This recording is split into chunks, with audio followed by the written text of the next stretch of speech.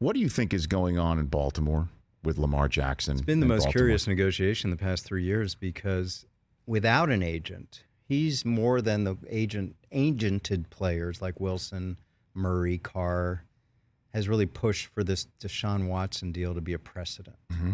You know, fully secured, like an NBA Major League Baseball deal, 5 years, fully secured money. And the Ravens have resisted, of course. Did you hear the deep dive story from ESPN where, according to their reporting, last year's negotiation, every single time Lamar was looking for more than what Watson was guaranteed. Yeah. That's what he's looking. Each one of his offers on the table. I think, Rich, I'm asked all the time, maybe you are too, why don't NFL players have guaranteed contracts? Why do baseball and basketball, the most injury-prone sport, why don't they have it? And there's nothing in the CBA that says you have to have guaranteed or not guaranteed. It's all individual negotiations.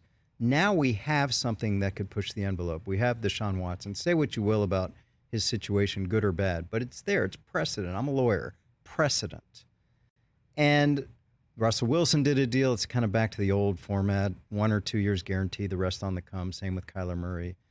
So Lamar says, I'm going to push it. And if Lamar doesn't get a fully guaranteed deal, and maybe Hurts doesn't and Burrow doesn't, we're kind of the Watson deal is kind of an aberration. Well, Herbert as well is on the clock for his new deal as well. Now, all those guys from that draft class, but those guys aren't going to be making a deal before the Ravens have to make their decision on their franchise tag for Lamar, which is coming up right around the corner. Which is what they'll do. Which format would you counsel them to do it? The exclusive or the non-exclusive? Because the exclusive, they can set their trade value at least 2 first-rounders, but the non-exclusive guarantees them at least 2 first-rounders and also limits the people who Lamar can negotiate with. If they don't have 2 consecutive first-rounders, which would you counsel?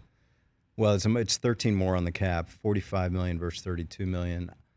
I have the sneaking feeling they're going to do the non-exclusive at $32 million and sort of say to Lamar, hey, you think you can get a fully guaranteed deal out there? Go find it. Yeah. And we get 2 number ones or whatever we work out back because, I mean, collusion's a strong word. But there's what a way to start your sentence. There's a lot out there like, hey, frickin' Haslam, we're not doing that. We're not doing what they did in Cleveland. And it would set our sport back, give players leverage they've never had. I just sense no one's doing that. Well, I mean, the owners may not have gotten in a room and said, we are not doing this, but individually. But I think collectively, all of them are like that. They might have just all had the same thought. I know that sounds naive, and I'm sure players or in players' associations and agents would push back at that notion, but what else you want? I mean, that was an insane deal compared to what the precedence was, compared to what his circumstances were or maybe still are.